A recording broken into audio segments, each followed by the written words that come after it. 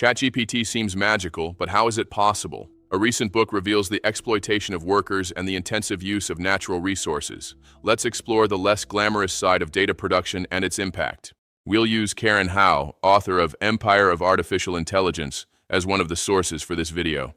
The book reveals the less glamorous side of data production, highlighting the exploitation of outsourced workers and the environmental impact of data centers. Companies profit from the hype, while workers face precarious conditions. Companies profit from the technology hype, but few realize that this involves precarious labor. Cloud technology relies on workers refining tools far from Silicon Valley offices.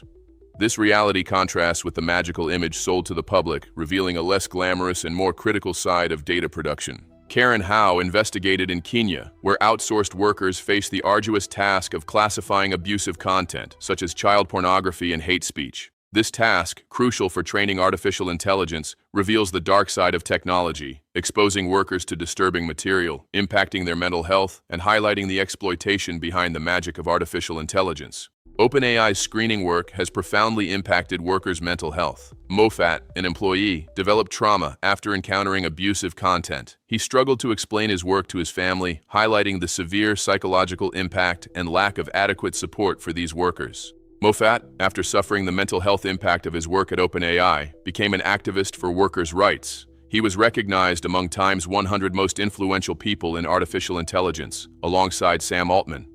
Content moderation, which is detrimental to mental health, lacks adequate support for moderators. Content moderation is an invisible but crucial job that deeply affects moderators' mental health. They review explicit content without adequate support, facing health and safety risks. This grim reality contrasts with the public image of companies, which rely on this work to keep their platforms safe and functional. The image of artificial intelligence companies is tarnished when the invisible and low-paid labor behind the technology is revealed.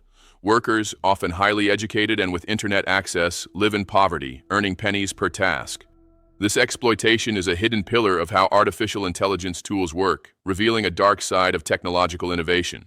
Artificial intelligence can be a powerful monetization tool. In our mentoring session, we teach you how to transform AI into a revenue driver, creating new revenue streams and scaling your business. AI isn't just a distant technology, but a practical lever for financial success.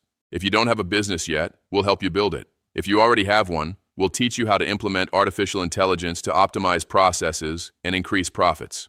I'll leave the link in the video description and pin it in the first comment. AI data centers consume natural resources at an alarming rate. A single center can use as much electricity as 100,000 homes. Training GPT-4, for example, consumed the equivalent energy of 70,500 homes. This massive energy and water demand raises questions about the technology's sustainability and environmental impact. Public policies must consider the AI supply chain. Governments, still under colonial influence, seek foreign investment, but local communities see no benefits. The exploitation of resources and workers continues, while promises of development remain empty. We need to reevaluate these practices to ensure justice and equity. OpenAI was asked about the criticism of Karen Howe's book. A spokesperson directed us to a post by Sam Altman, where he claims that books can distort information. Altman suggests that OpenAI only participated in 2 books, implying that others may be inaccurate.